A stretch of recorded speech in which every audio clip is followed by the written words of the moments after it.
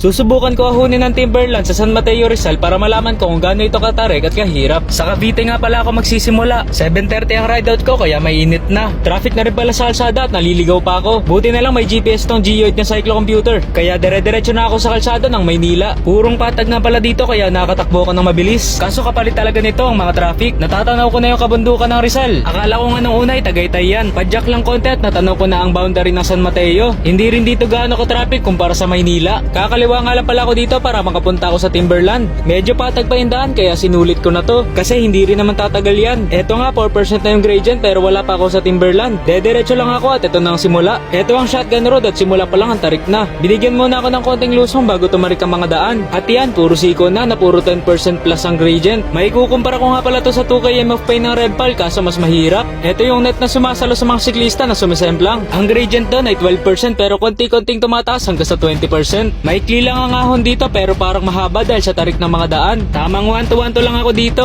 Di ko rin alam kung saan ang wall 1, wall 2 at wall 3 ng ahon dito. Kung kailan malapit na akong tumukad ay bigla na lang may recovery. 120 km nga pala ito na may maliit na elevation gain. Di ko na nasagad ang ahon dito dahil bawal pa daw.